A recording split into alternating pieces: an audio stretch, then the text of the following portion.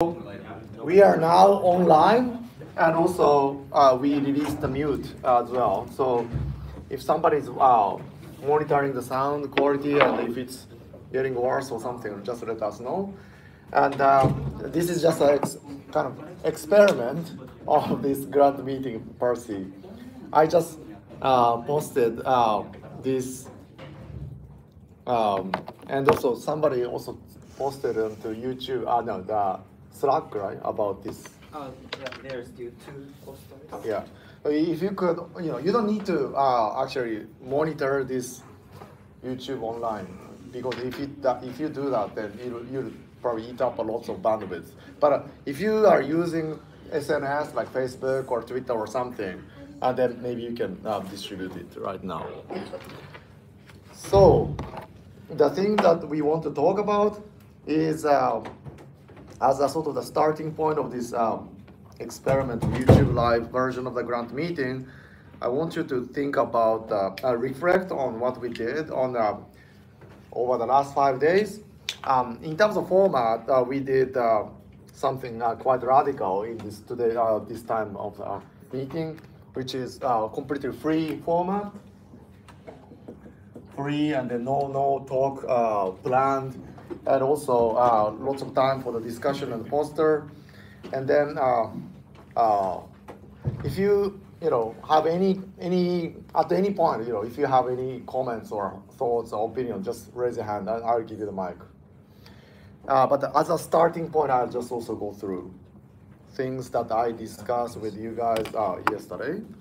And one of the things that because we did all the free discussion, I heard some feedback that learning efficiency was much better, compared to the other conference where you prepare your own talk, and then after you're finishing your talk, then you just completely become relaxed. And then compared to that, it's totally fine. I also want, you don't need to go. I mean, we can. It's not a bad noise, I think. Anyway, so compared to the standard conference, because you're focused on the discussion and also the presentation on site, you can focus on what's discussed, and also you can learn and rehearse and things like that. So that's a benefit of this format, but also there can be some kind of a disadvantage. But probably in front of me, you didn't say that. So, but I guess I'll just post it as a positive. And other things. The other relatively big topic I was thinking is that I shouldn't call it probably not a damage, but maybe the concept called anti-fragility, or post-traumatic stressful growth. Usually you talk about the post-traumatic stress disorder, right? After the stress, you get depressed or something. But it doesn't actually happen a lot. It's advertised a lot, but in most cases, we get this post-traumatic stress growth. If your stress doesn't kill you, doesn't make you really bad, usually you recover better. And that's the anti-fragility. A little bit of damage makes you stronger. So throughout this conference, actually, the hidden message from me was that try not to be really afraid of being, criticized or making mistake, or talking about, let's say raising a hand and then starting from, this may be a stupid question. I try not to encourage this, right? And the reason is that, there's no such stupid question. That's one thing. But another thing is that, if you make your own very, very stupid question, that will also allow you to reflect on yourself and growth probably better. So, try to make mistake. That's another thing. The related issue is this sort of the negative capability issue.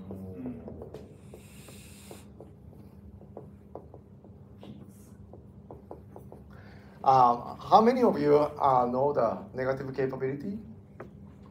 Okay, so I'll just quickly explain this.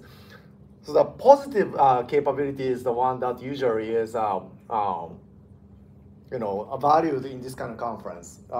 Presenting your idea clearly and also discussing things and also coming up with new ideas, pretty much everything that I kind of suggested, right?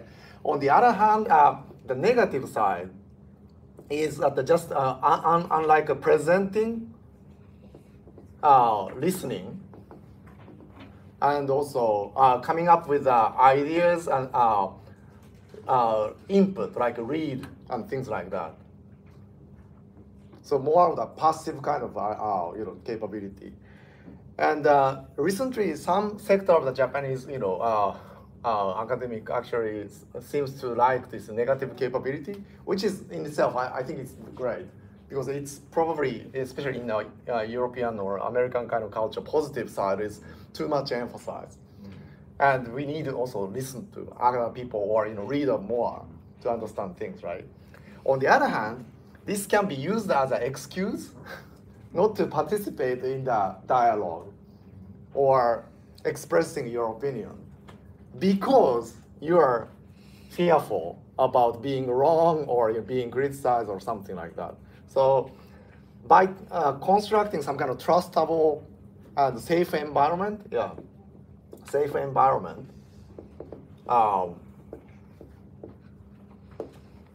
where you feel much safer to say something that could be potentially ridiculed, I try to facilitate this side of the things, not to sort of sit on claiming that it's all right, negative capability is also important, and I'm just gonna listen, kind of attitude. That's my opinion, but you may have a different kind of opinion. So maybe some people might not like about this freestyle discussion and facilitation of the expression of opinion because you want to keep your idea more yourself or develop your ideas or something like that. Yeah.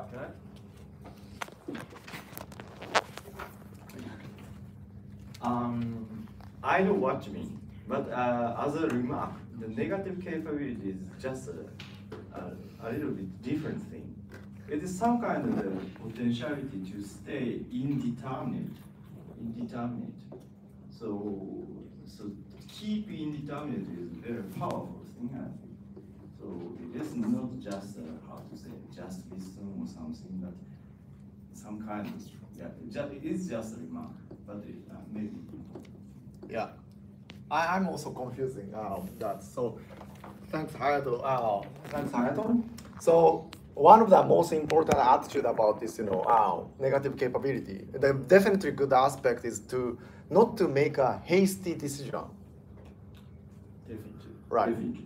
And the holding, sort of the two options at the same time, and then do not commit, right? So this is then actually related to the openness. Yes. That we talked in the beginning.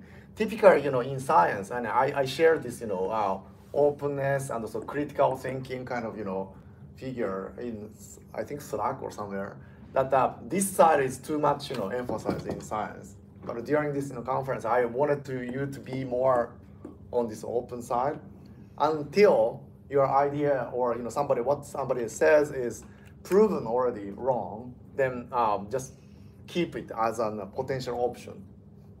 That's the negative capability. Yes. Great. Any other comments so far? Yeah.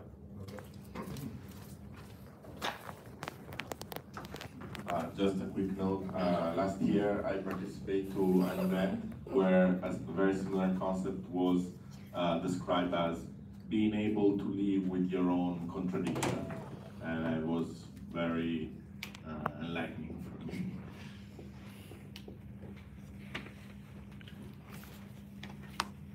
Yeah, that's pretty much also consistent with this. Okay, any other comments about these questions? All right. And then, at the same time, I also discuss about sort of taking responsibility.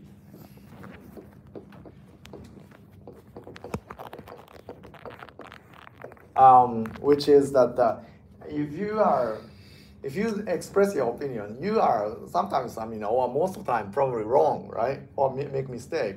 And then just let's admit it, that what you said was wrong. If you don't do that and you just keep on changing what you're saying, then it also, you don't grow, right? If you are just,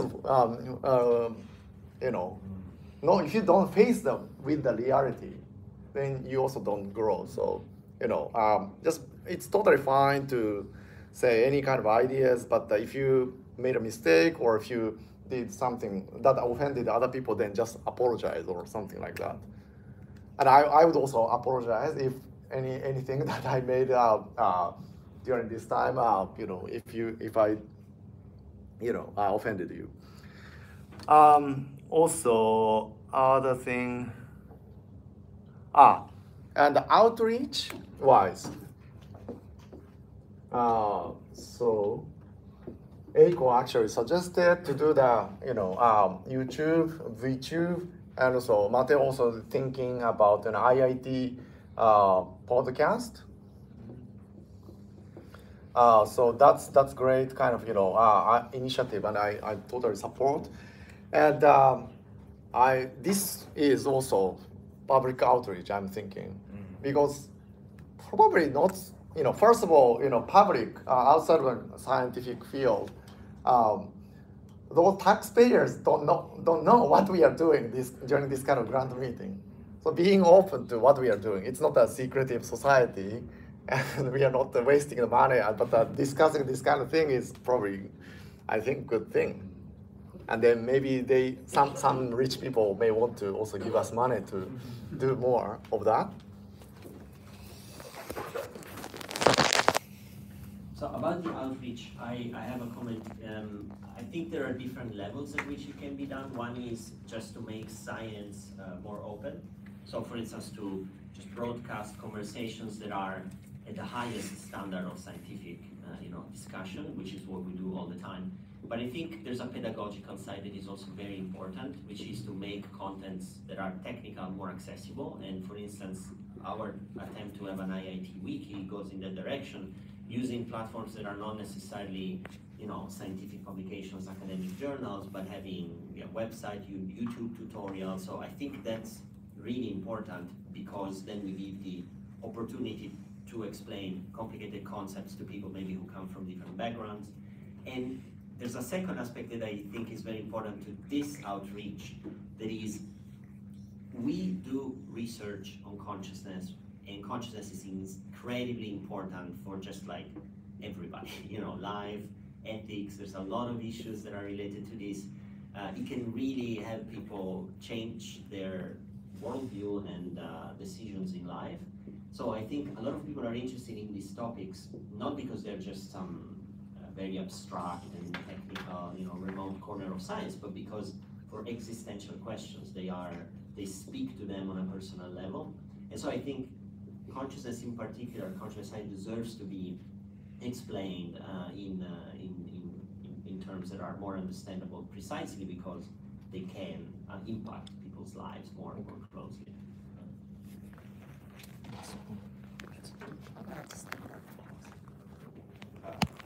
Just a quick comment on this.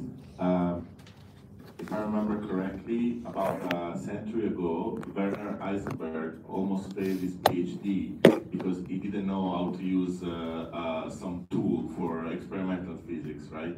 And maybe 100 years ago was more common for scientists to know everything about their field, but nowadays it's literally impossible. So initiative like the Wiki, in my opinion, they can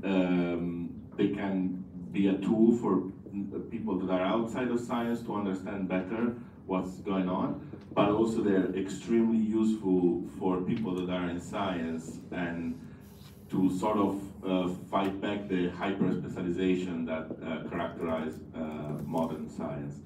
And if I may, and then I promise I won't say anything, but just a comment on take responsibility. You said, I think there is also a other side of the coin, which is the concept of having skin in the game, right? When you when you expose yourself, in a sense, there is a different balance than just agreeing with someone idea, I think. So.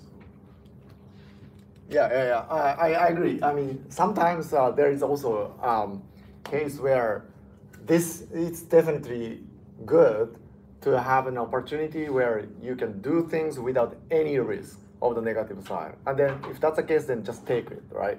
And because of the internet, and so we have the anonymous kind of technology, we can do this a lot right now.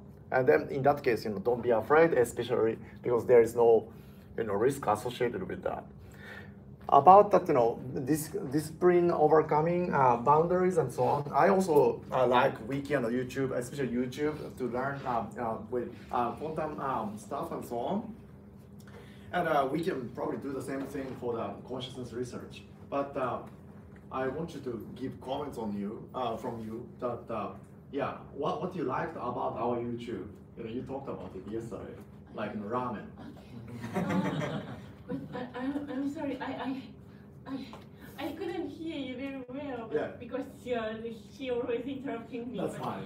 Yeah, the ramen story. Ramen. And ramen on YouTube or on your channel. Where I feel that do you know that there is a ramen something in the Dawson's YouTube? Yeah. He just eating ramen with his very old friends. Well, I actually I watched a lot of movies from his channel, and something is more academic, and I really it is really good to study. But I think taking ramen is really for me it is really important because I learned some atmosphere, who is Nao-san, and what is the research, and what kind of research I can do. I mean, how can I feel relaxed? I mean, I think I like Nelson because he always make mistakes and he always fighting with each other. And he is kind of very he is not a kind of good person. But then I think it is very good to make some kind of atmosphere. You can make mistakes, you can fight easily with others, but you can get friends again easily. So I think ramen is kind of interesting. And I also, for me, I like to read a lot of essays from scientists like Feynman. It is really famous. Right. Like Tomonaga Shinji or some other very famous scientist essay. Well, this is because I think I mean I like the community of science because the essay is really interesting. So I don't think the content of the research itself is also important, of course, but I think who is it, who Nao-san is it, or who they are, who we are, is more important. New people is involving in, or something like that. Does that make sense?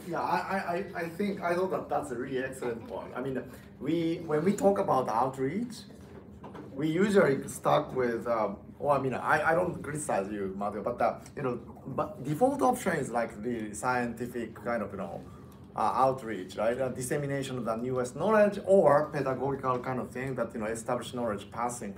But as Eiko said, knowing who the person is, that's actually most interesting. I also agree. I also learn a lot from the essays and also YouTube and so on, and also meeting with the actual person.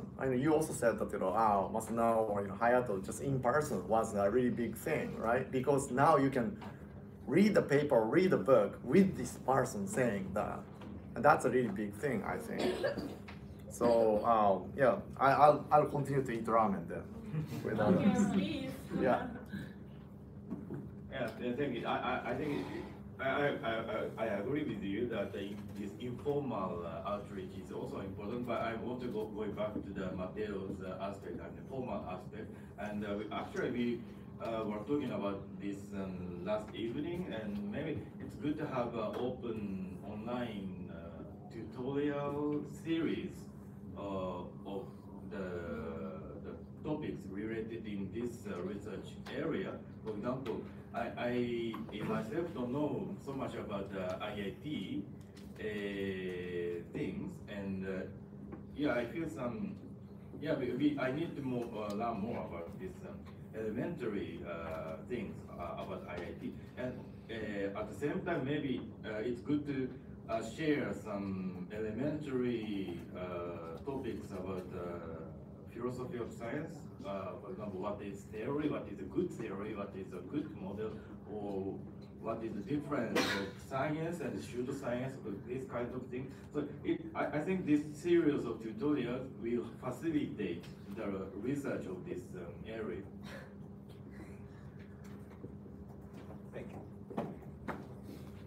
Any other comments? But maybe, okay, yeah, go ahead, Dominic first. Yes, so I have a comment on the YouTube, and I love this YouTube, your YouTube channel, and also that I'm watching many types of the YouTube, sometimes the scientific and sometimes the politics. But what I discussed with Suzuki-san, Hori-san, and Hirota-san is the difference between Yurugakto video versus your YouTube video. And your video is relatively informal, but Yurugakto radio was very formal and sophisticated. And I think that both are very good in terms of the outreach, but I felt that they should be collaborating with each other. For example, the Yuru radio was talking about consciousness in terms of the Bergson, and that should be the very good fitting with your the idea. So I guess that would be helpful to broad your viewers, channel viewers, so that is how YouTubers is developing with each other to gather the followers. Right. That's excellent. Excellent point. And we, in fact, already did a little bit of collaboration, right? Hori-san did it, so maybe you can talk about your experience. And Saigo-san, did you do that in the end? No. Okay. And then not yet, right? And Yuko also planned, or she did it already? I think so. She didn't. She hasn't yet, right? Probably. So there's some ongoing plan for this. Yeah, they Definitely. have a Yurugakto cafe in Shibuya, and I went there once, and I met the guy who is doing Yurugakto cafe and Yusei cafe, and they are quite open to communicate with the scientists or philosophers. So maybe we can just go there and have some conversation with these guys, or the guests, let's say, that coming to this cafe. I see. So I'm interested in more about this later. Probably we can talk about it. So I just wanted to say that we are planning definitely we want to do, and also one of the reasons why it's not progressing really fast is because of their formality, in fact. So this time, in fact, I suggested through some kind of intermediary person, I'll come to Japan and maybe we can do this, collaboration. But for them, it seems like they need a couple, at least weeks or months for the preparation. So it was too tight, and for me to go there. Yeah, maybe we want to do this. On the other hand, I also wanted to make this radical approach as well, like Daigo's approach, where he doesn't do any kind of edit, and he just put it, and then that's the reason why he got also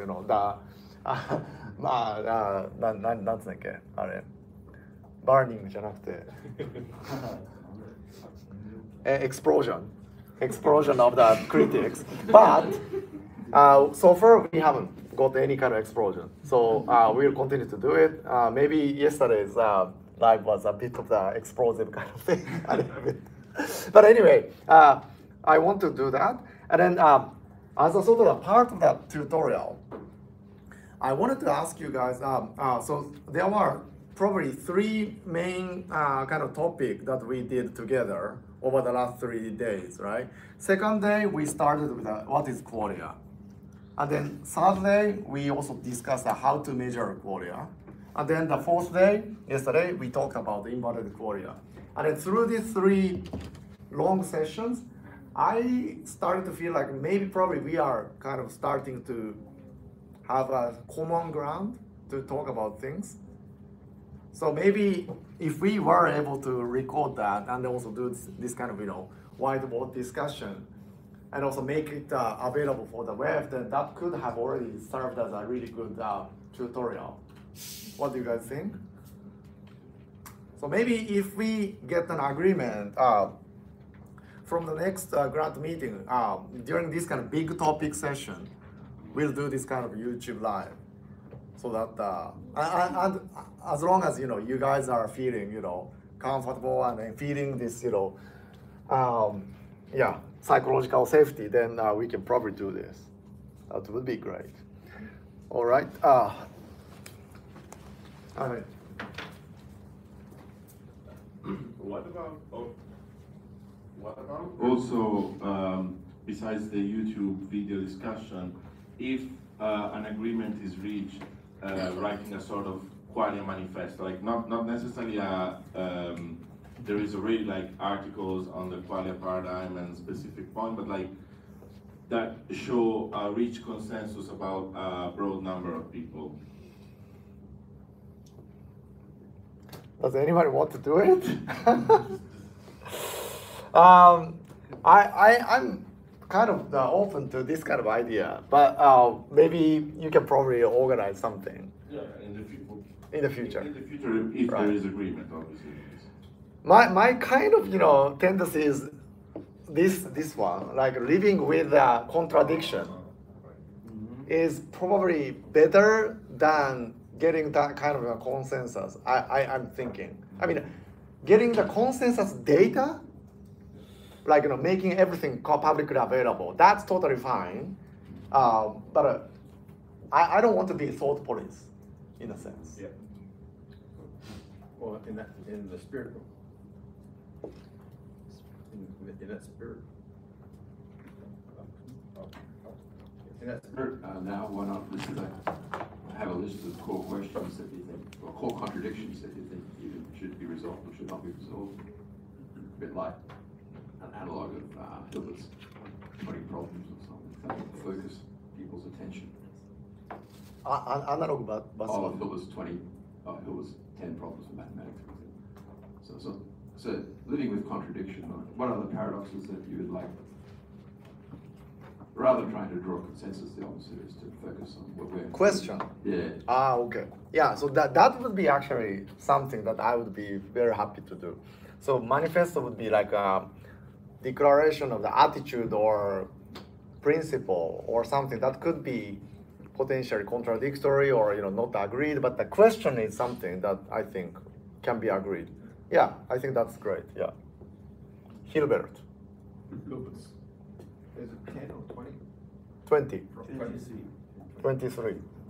So 23 question of qualia to be resolved by next century. That's actually great. Lisa first. I totally agree. The discussion in the last 4 days, especially the group discussion, it's very good way to reach some consensus, and especially for consciousness science, because we in this science we always discuss with some background assumption already, but from people from other fields, it's difficult to at the beginning understand what's the implicit assumption and the terminology we use, and I think with those recording, if we have recorded those sessions, and also with the AI tools help it actually can be a very good tutorial. So for example, AI can help to make time step for like, okay, so from here we are talking about what, and also probably we can also use AI to make some Q&A and based on the tutorial actually. So we don't need to define the question first, probably. So, but user can just enter the question, and we can jump to the discussion session about the question.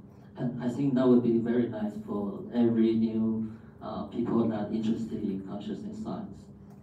Okay, great. And I before going further, I wanted to ask you Kwame-san's opinion, because he was, he has been studying the sports science, and so quite, new to this field, but he's also, doing actually exactly something what you said, Acer. And also, Nguyen, you also told me something interesting yesterday on the way to, so I want to ask your opinion as well. What did you think about yesterday's session, like in Korea? Yeah. So in sports science, so in sports training, so our coach and teacher say that to player, so please hit the ball, something like this. But sometimes some player couldn't understand. So every teacher says that say many times, same words, using by same word, but player couldn't understand. If so, player and coach couldn't understand each other. So this is like inverted Korea. So, but I think that by using Korea structure method, so we can understand the high performance sports Korea player. For example, how Otani-san feel baseball sensation, baseball Korea. So beginner couldn't understand, but beginner want to understand. So therefore, this Korea structure method can use like sports science. So previously, sports science used by using biomechanics, so by using physiologically. So sports scientists can understand how sports player move, body movement, only body movement, how heart rate change, how this hand is moved. But actually, basically, everyone want to know how sports player feel that sports top athlete think about it. So therefore, all interviewer ask them. So all top athlete also like this, but everyone understands. So therefore, this Korea structure is Korea science is basic science, but I think this become more applied science in the future.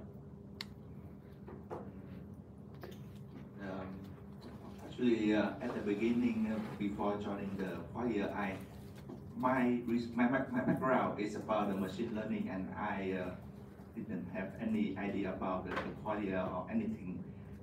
What I talk, it's just because in my field, RM or AI is just something about the internal representation. It's just a latent display, something like that. But when through the discussion, I understand that the Qualia is something that is beyond that. It's something just emerged. And as I mentioned yesterday about free energy principle, maybe Qualia is just a process of optimization through our brain. We try to optimize, or we try to minimize the surprise to understand the world. But that is just a very simple process in the machine learning, but to human, it's very complicated because each human is individual. We will have a different purpose of living. Each people in different country will have the. I think it's a very. For example, here we in US they love Taylor Swift, but maybe in England they love Lennon, John Lennon or something. It's very different, and I think this field of the qualia research we can, if we go deeper, we can understand a lot about the human, and we can open. We just try to prove that human is not just like robot, just like we are not the same, and just I don't know how to say, but like Einstein have he said before, God doesn't play dice, and we human we have something to optimize, and I think that's the purpose of the qualia research. Yeah, that's great. Thank you. That also relates to probably what Francesco was talking, or Matteo was talking, right? This kind of research has a big potential implication for society through this type of the issue. Yeah, beyond the representation, description, and also machine. That's great insight you got. Is there any other comments that you wanted to make? Yeah.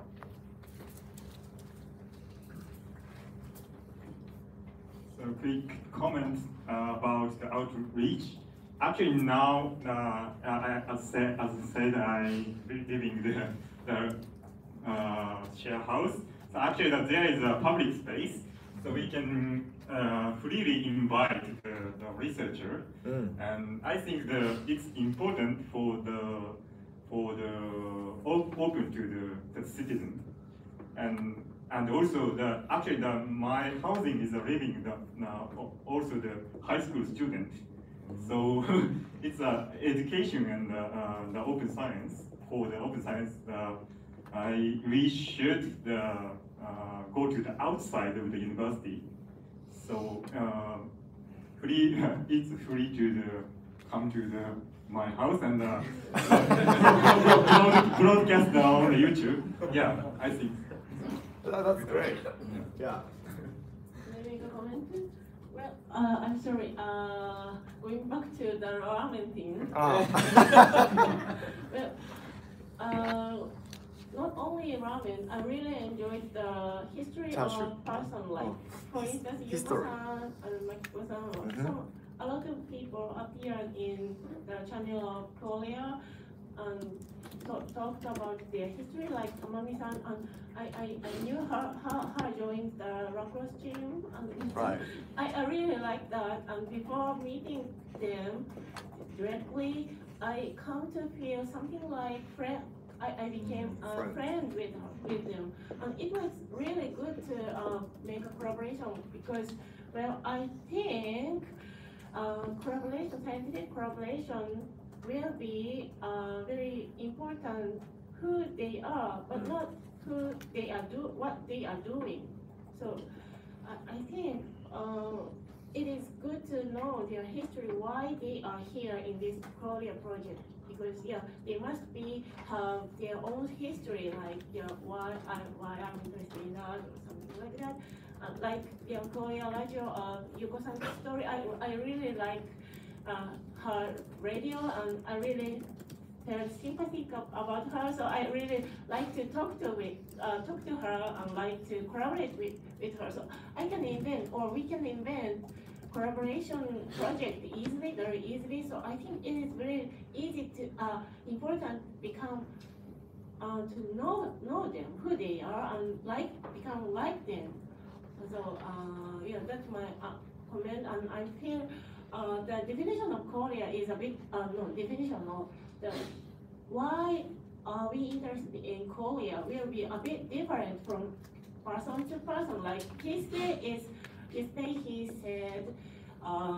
vividness of Korea is important, but I was a bit surprised because vividness is not relevant to Korea, but well, I think the reason why interested in Korea will be very different from, so I'm very interested in taking the 23 questionnaire about Korea or something. Yeah, 23 unresolved questions. Really? But what you're saying is that the 23 reason to like Korea.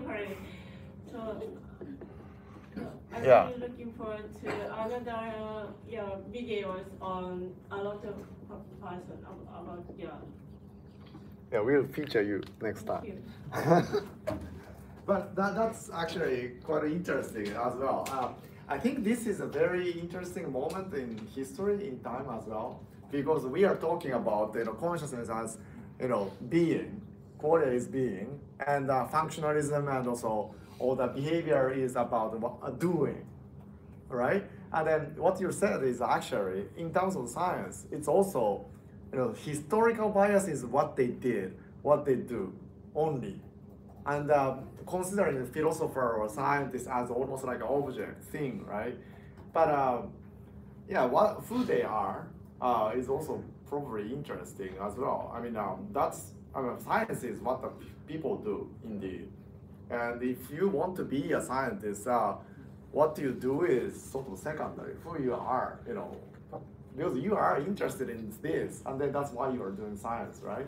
So, and because of the YouTube and so on, and like this kind of thing, opening who we are, not only what we did or what we do, that potentially, inspires people, change the world, change the science in Japan and elsewhere, probably.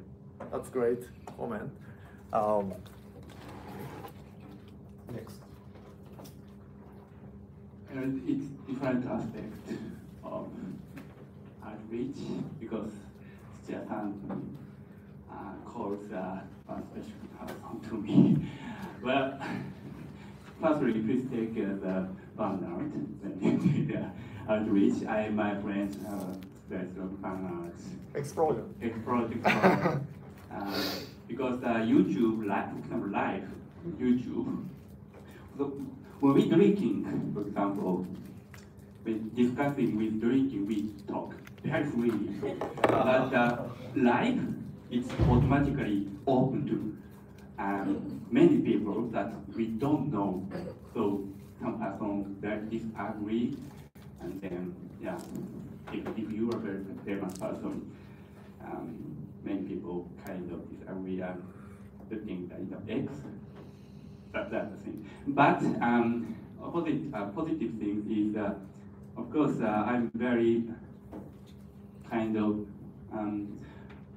I'm optimistic person on it, and it's good to outreach by each researcher, but there is a specific person who is really good at outreach, but not researcher. So my kind of idea is to have a good relationship with such a person and have a very trustable relationship, and we can collaborate with such a person, who is good at, who is famous. Well, that's Yeah, I agree, and I like that idea. Like, let's say, collaboration with Yurugakto. But yeah. But at the same time, I think this kind of who we are, I think just exposing that the people who are not really good at science communication to be on the YouTube, that's actually more interesting and more. This is only possible right now, right? I mean, previously on TV and also radio show and so on was only the only media. Then all these selected trained people can be on the media. But right now, people with actual people who stutter, who stop in finding the words or speaking in the second language, they can be on YouTube. So I think that being just be open, naked, yeah, nakedity is Well, yeah. person is good at introducing other person Right. rather than we introduce by myself. Right. So I think interesting kind of distinctions that are like science, open communication, and also pedagogical thing. These are the things that we probably want to hire somebody like a professional. But the ramen type thing is the one that we should do, even though it's completely incomplete, right? That's probably a good consensus. The live with contradiction sounds slightly uneasy for me. And from a logical point of view, I propose another catchphrase: be paraconsistent. Paraconsistent. And paraconsistent logic is a logic in which the apparent contradiction is allowed. Because under this logic, A and not A is not immediately the contradiction. This is a kind of the ancient Indian logic, the Swedbase, and in which in that era there are many religious groups and there are very harsh discussions. However, they have not reached very bad contradictions. They allow those opposite groups because they allow their opinion as in the different context. The paraconsistent logic, the kind of the contextual logic. I think that such kind of attitude is justified if you consider that not immediately those opinions to treat in the single context, but we respect their own context. There are many different contexts, and those apparently contradictory opinions can be stayed together in different contexts, and we need to respect the other people's, other groups, other theories, context. It's good. I also want to say that about the ramen science, I think it's very important for also an additional reason. So if you think about it, this opposition between functionalist, core, sort of dehumanized, very objective approach to everything has been dominated for a long time, very successful. And there is a little bit of a sense in which this positivist approach to science and discovering the world was supposed to, I don't know, there's a little bit of denigration of humanities sometimes, and we kind of don't care about philosophy and all these humanities, right? But if you think about that, consciousness science is really calling very, very strongly for appreciation of human values and connection and ethical, ethical issues and compassion. So values in terms of, qualia, what matters for your life, happiness, all these kind of things, purpose. So I think it's interesting that consciousness science, and in particular qualia approaches, can build a bridge between science and humanities and put the human side back into science a little bit. Like there is a crisis of values and purpose that also came with the pitfall of religions in a sense, and a lot of people are looking at science and consciousness to get that value and that purpose in life that speaks to those existential questions. So I think showing that people are scientists but also human in the flesh, they have their own quirks and stutter, and they eat ramen and slurp and all that. I think it's a very good way to show that you can be a scientist and have a life, and this can be your life purpose because you're just, this is what you're interested in. There's an absurd universe around you, you're trying to grasp, grapple with existence, and this is all consistent. And I think it's very, very interesting. Do you want to say something? No. Hayato, yeah. Yeah, I completely agree with you. As mathematics, all the science is human activity. So, yeah, you pointed out that especially in consciousness science, which is some kind of the self recognition kind of thing, should be more conscious about that. Because, for example, in phenomenology, there is some kind of term that I, who do phenomenology, so us consciousness scientists should be should not be forget the I, who do consciousness science. As a person. As a person, and also we, Yeah. as a community.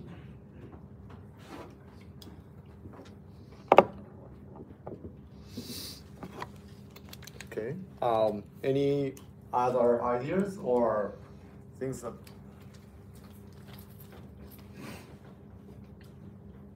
So this is just comment, not proposal, but related to outreach aspect. So I think the idea which came up in this meeting can be sometimes very useful or sometimes have a chronic implication to psychiatry, toward people who suffering in that, or to people related to mental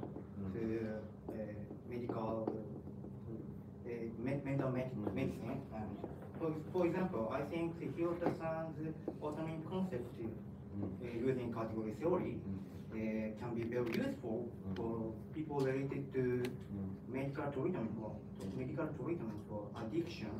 So quickly explaining, I'm not expert about addiction medical treatment, but I have heard that in medical treatment for addiction, recovering means that not to have strong will to recover. Recovering is that recovering process is keeping occurring in the patient. So this recovering concept correspond to autonomy concepts. So autonomy concept. So that which means that many self-mediating process keeping occur, and process continue to combine in an individual. So the autonomy concept can offer some words to express practice in medical treatment for addiction. But this, I think there are many ideas which have potentials to someone else. Or I think this broadcast or sometimes outreach can be very important for people or medical people. I think. Just a comment. Yeah, that's great. We didn't actually discuss this, but definitely what we do have an implication for, maybe you can comment on that, but free will, I mean, here it's a free discussion, so, but free will, I mean, this is also respecting your free will, autonomy actually. I actually want to get rid of all the obligations in this quantum Korea meeting, and everything that comes out is basically spontaneous contribution from you. And then maybe you can give up the money if you don't do that, promise research or something like that. But anyway, concept of obligation is something I want to get rid of. Anyway, and so free will is one thing definitely, directly comes out from consciousness research. And also another thing, AI and consciousness, right? That's also something that Nguyen also brought up, but that's also something that current society really wants to get some kind of answer or thinking at least kind of a resource. So it's something that we should probably also try to do that as well.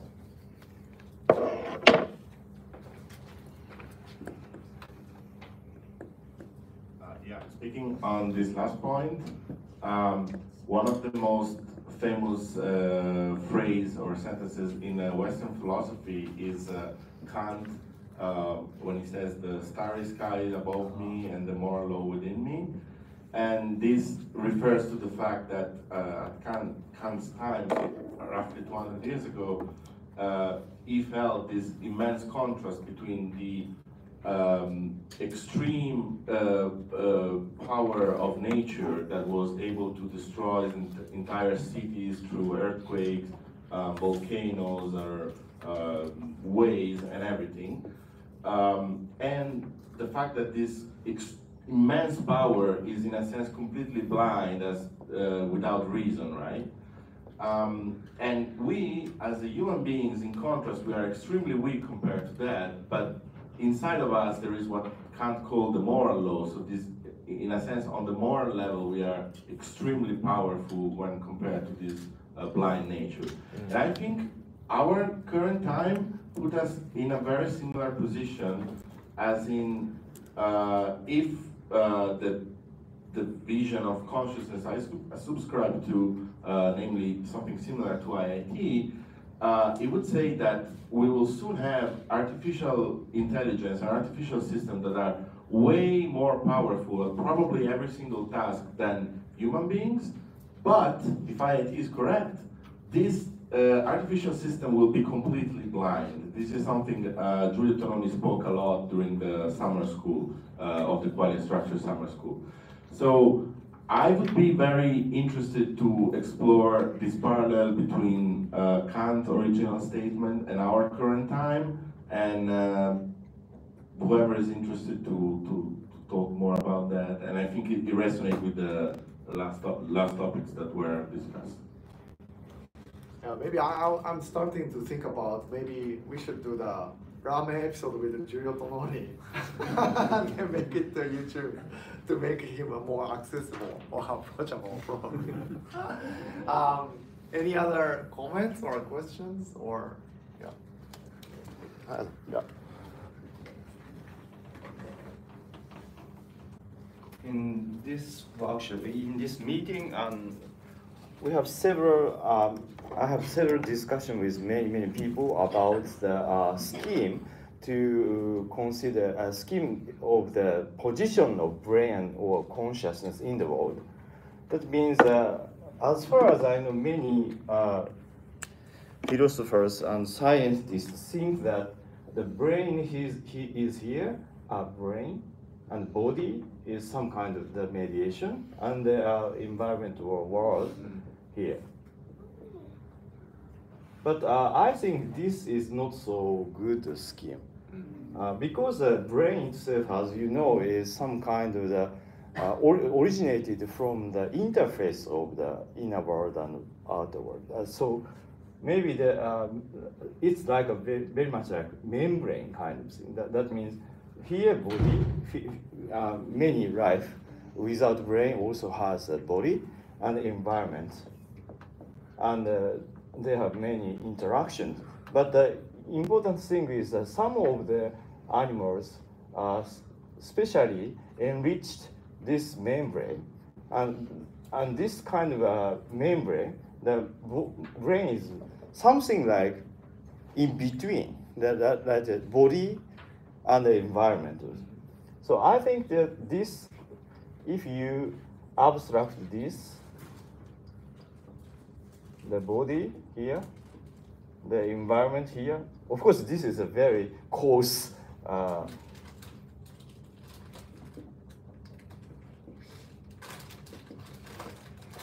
abstraction, but there are many groups here, and all that kind of the monoid structure around this brain.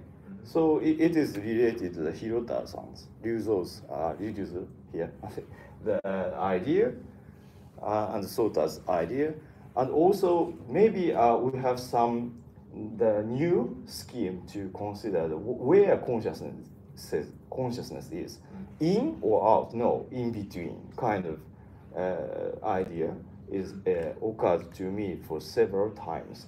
So maybe we will prepare this kind of elaborated version in the next meeting. Can I just ask? So within this scheme, is it implied that the arrow between is the consciousness of Qualia, or there should be some other object? My understanding is it is so complicated, but if we focus on this brain, we have many loops, this kind of loops, which factorize many other things. So in my opinion, these are qualia, related to qualia, and this structure of monoid is related to the qualia structure. But it's just speculation, and I will, or maybe we will present an elaborated version in the next meeting. Okay. But this is actually consistent with yes, IND as well, right? Like, brain, it's as a sort of state changes or to the next state, and then this change includes word also, Qualia or consciousness. Okay. Is there any other ideas or comments you wanted to say? Now it's a threshold time. Something that you are half baked, but you can go. Go ahead. You wanted to say something? Okay. I cannot accept this with your be consistent. Okay. Because the brain cannot change environment, I think. Just that. You mean through the body, you can only change the environment? Yeah. The body is interface between the environment and brain, and body is a kind. From my point of view, body is a measuring apparatus for brain and measuring the environment. So the information about the state of the environment comes to brain through the body as a measuring apparatus. So the body is very important as an interface for the environment and brain. However, the brain cannot change the environment. What about this thing? So I was thinking of like core is a qualia or consciousness. And then the boundary of membrane is the brain and also body. And then the other outer side is the environment. But this kind of interaction. Through our body, brain or body, it interacts with the environment. The qualia of consciousness is. The body and the brain should be separate. It's more easy to understand. For example, retina is the body. But the, such a visionary nerve and those kind of more in the brain. So we need to separate. The pain comes from the body, but feel the.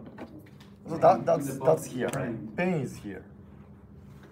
Pain is within this, central. So the qualia is very abstract, but the brain and the body and the environment are very concrete. But those physical relationship with the environment directly interact with the body, but then the body interact with the brain. But the brain does not directly interact with the environment, so the brain cannot change the environment. I think, sorry, it is my misuse of the notion of the brain, but in my opinion, the brain and this brain includes eyes and the neural system. So because of the evolutionary point of view, the brain itself is some kind of the complicated system, the neural systems. So at least the external stimuli comes into the neural system, which is directly related to the brain. So, but I accept that to make some action to the environment, we need body. Yes. There are many misunderstandings that, for example, the uncertainty principle says that the measuring something, it changes the state of something. However, that just to watch the thing doesn't change the thing. Things are changed during the measurement because we need to shed the light to the object. Not the eye change the environment, just such a light changes the environment of measured object. So there's some kind of misunderstanding. No. Just seeing by eye doesn't change the environment. Eye doesn't change the environment. The light using the observation changes the environment. Yes, and yeah. So the point is the category has a composition. So this loop is a costly picture, but it always factorizes the body.